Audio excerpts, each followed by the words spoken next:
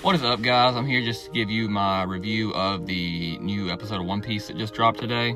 So in true One Piece fashion, we picked up right where we left off last week, obviously, with Mars on the search for the broadcast transponder snail, and we finally get to see the inside of Punk Records and Vegapunk's chopped head, which is very cool. But in true Vegapunk fashion, he kind of pulled the ruse on the Five Elders because I'm sure he knew that they would come searching and try to shut down the broadcast. And that is an ongoing theme throughout the episode of him constantly searching and all the Five Elders consistently asking, Mars, have you found where the broadcast is coming from yet? And he's like, dude, I can't fucking find it. But to move past that, we see Dory and Bragi running away with Luffy on their shoulders with Saint Saturn behind them. Sorry, I don't know all the Elders' names. I just know Mars and Saturn off the top of my head. Not much development with that. Really no conflict. I'm sorry, that wasn't even Saturn. That was the Hog guy. Can't remember his name. But yeah, not much development in that department. They're just still, running towards the giant pirate ship. And then we see Sanji running away with a dead, or presumably dead, Vegapunk on his shoulder.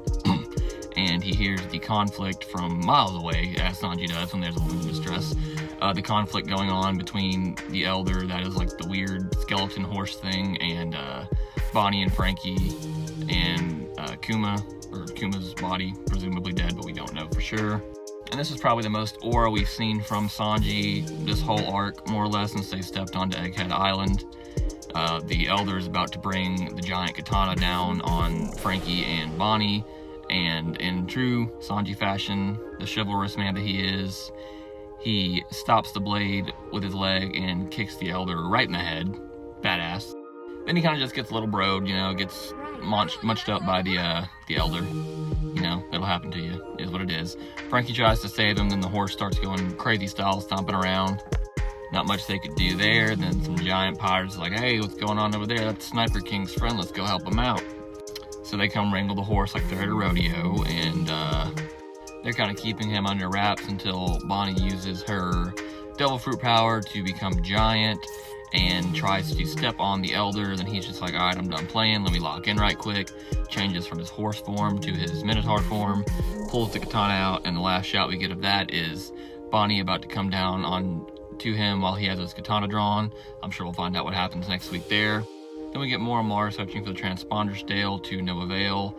And then my favorite scene of the episode is when Saturn makes it up to Punk Records, where Chopper, Brook, Robin, and Nami and one of the Vegapunks are. Robin recognizes Saint Saturn's voice because he is the one who gave the call over the transponder snail back on Ohara for Kizaru to kill her, which he failed to do. He calls Kizaru to Lax or something like that, I can't remember. So Robin is effectively traumatized and shocked, cannot move, and so everyone makes a call to action to protect Robin. And we got some really good action shots from Chopper, Brook, and Nami. For the first time in a while, I haven't seen none of them have a good fight in a minute, so that was cool.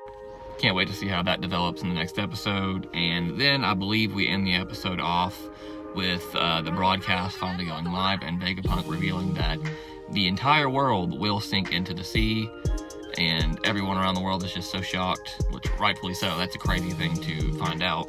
Also, side note, I also thought it was a cool thing in this episode where they kind of showed different islands around the world where the Straw Hats have been, or just different places, and the way they're all getting set up and reacting. It was very cool to see the OG Usopp pirates growing up a little bit with Kaya. That was pretty rad. But back to the announcement on the broadcast. What a crazy thing to just find out on, I'm just assuming, like a random Tuesday. I don't know what day it is in One Piece, but the end of your work day on a Tuesday, and you find out the entire world is going to sink into the sea, and the Elders do not seem too pleased that Vegapunk has found out and released that information to the world. So, like I said, I'm not current on the manga, so I don't know what's going to happen. I kind of like to watch it with the anime, and I'm pretty good at avoiding spoilers. So no one tell me what happens next. I want to find out on my own. But yeah, that's kind of my overview of the episode.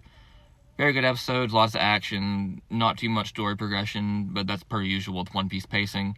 Can't wait for the next one. Let me know what you guys thought about the episode in the comments. And if you like One Piece content I post here daily, drop me a follow. And if you don't follow, you're a fucking Marine sympathizer. Thanks for watching, guys.